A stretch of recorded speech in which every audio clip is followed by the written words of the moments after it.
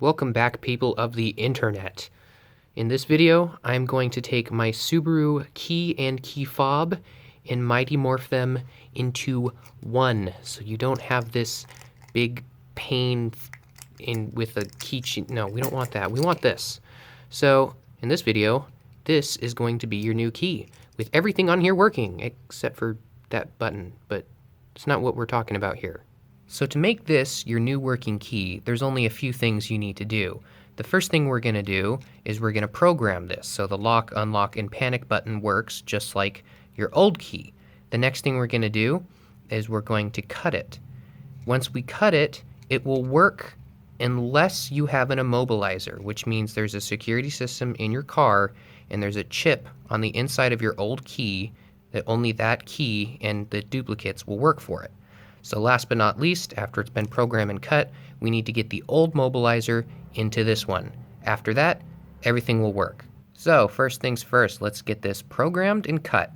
Now to get a fob working, what you're going to have to do is sit in the driver's seat of your car, have your key fob ready, and your key fob will come, the new one that you get, will come with 8 numbers. And what you're going to do, once you get started, you have a lock and unlock button on your driver's side, and when you put in the numbers, say the first number is 3, you're going to hit lock or up 3 times, and then when you move on to the next one, you hit down to change. So that's what we're going to be doing for locking and unlocking to put in the code. The rest of it, you will see. Alright, now that I'm sitting in the driver's seat, I've got my old key, the one that's already cut. You can use the new one if you want to, but I'm using my old one because I haven't got it cut yet. I've got my numbers right here. So to start out with, have your key in hand, open, close door, put your key in, and turn it to the on position 10 times.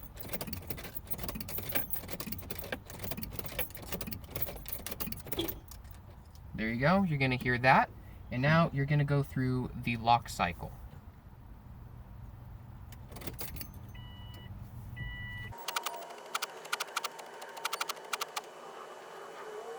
You're going to open, close your door.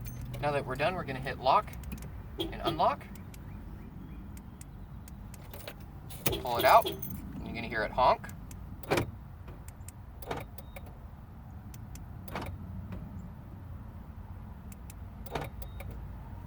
Now it's locked. Cool.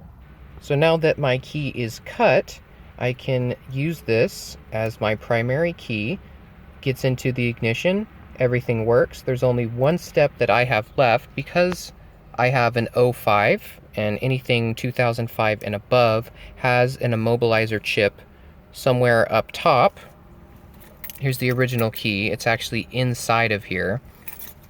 Makes so basically your car can't be stolen unless it has that immobilizer. Now if you don't know if your car has one or not, it's really simple. You do all the steps, you get it cut, you get it programmed. All you have to do is put it in your car and check. This is what'll happen if you need one. On position, everything works. You can even start up your car, but watch what happens. It just stops. So that's how you know you need the immobilizer programmed or your old one put into here so your car recognizes this car isn't trying to be stolen by someone just cutting a key and trying to steal it. So let's put our old one in here so our car works. Now that this is programmed and cut, we need to put the immobilizer on the inside. So if you want to have your new key work, you have to put the immobilizer into it. So we're going to take this apart and we're going to use the immobilizer from the spare key. In this case, I have the valet key.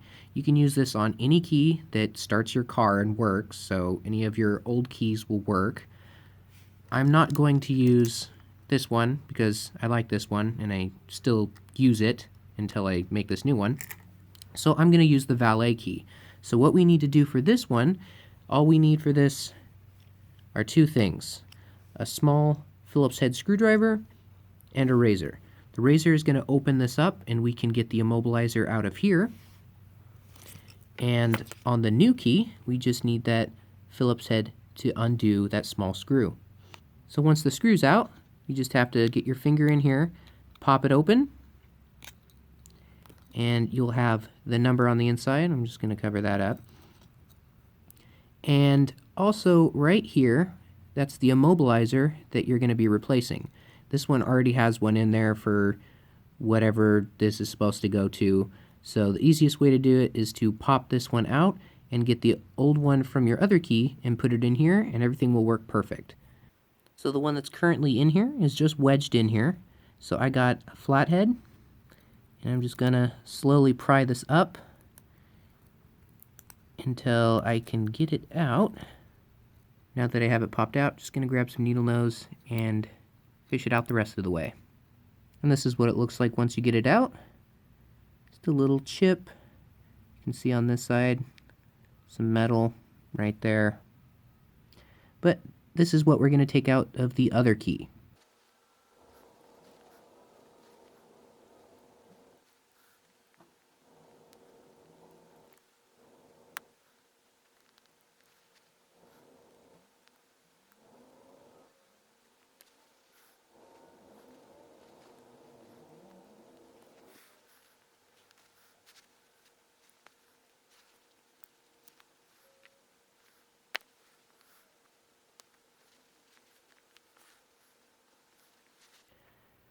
Okay, so once you have all of the surrounding out, you need to get to the inside, which is pretty much impossible with a razor. So when you peel it up, you can see that it's stuck right there. I'm just going to get the razor and just peel it from the inside.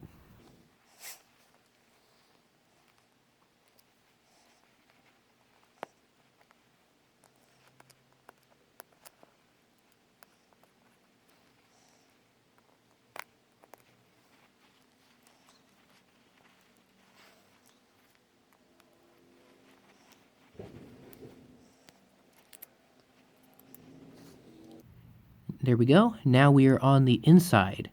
There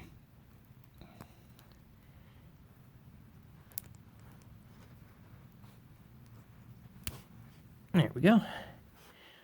Much cleaner. All right, now that we have the key looking like this, got the outside of it taken off, now it's like hard plastic.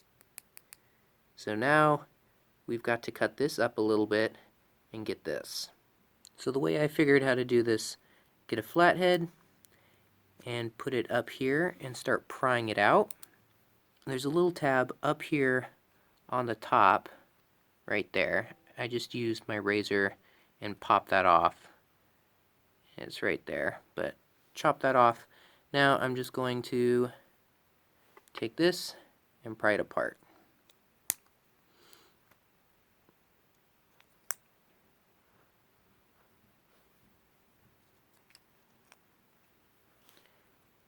Here's your key. If you do need to use it, you can still use it. And the inside.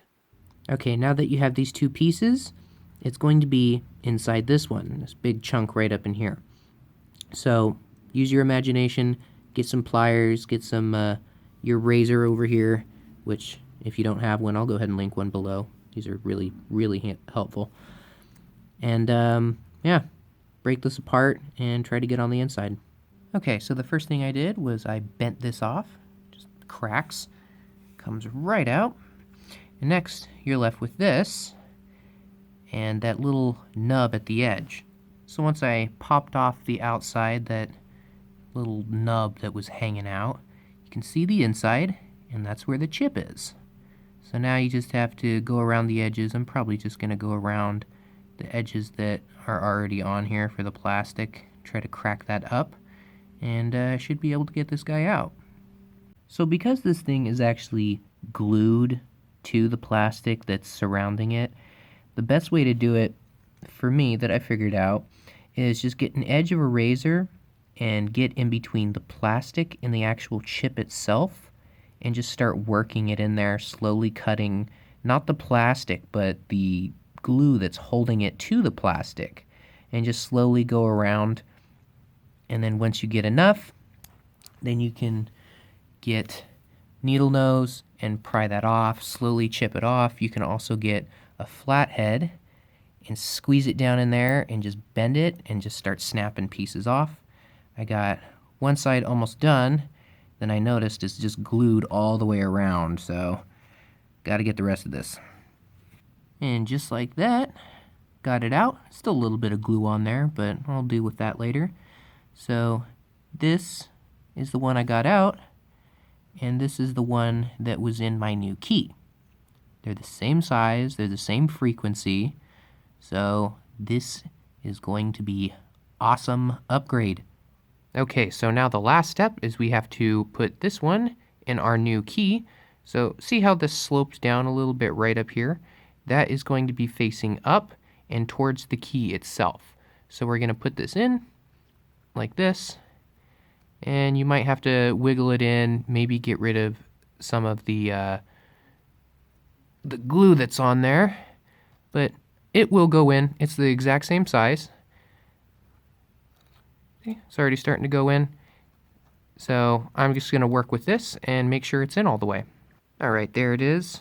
Only took me a second. Just grab some pliers, put some padding on the inside so I didn't scratch up the outside. But all I did was just squeeze it in, and now that it is in place, and it's definitely not going to go anywhere, that's really in there. I'm going to get the back plate, pop it back on here, clip it in, put that screw back in, and there you have it. Programmed, cut, and immobilizer installed for anything after 2005. Let's go see if this works. So let's test this out. Unlock. Unlocks the car.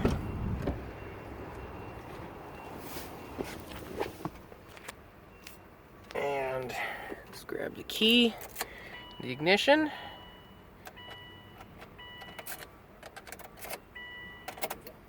I missed.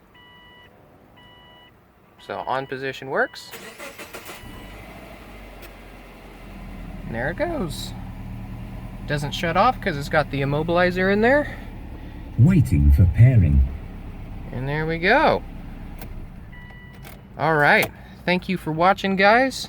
And like all my videos, all of the stuff that I use in here, I'm going to link down below. All the stuff you can get on Amazon and get it delivered right to your freaking door. It's awesome. Doesn't cost a whole lot, but you can make your 2 fat keys into 1 key. So much better. Disclaimer, just because you made this key doesn't mean this one's gonna work, because it didn't have that to begin with. It's just a fun button to play with.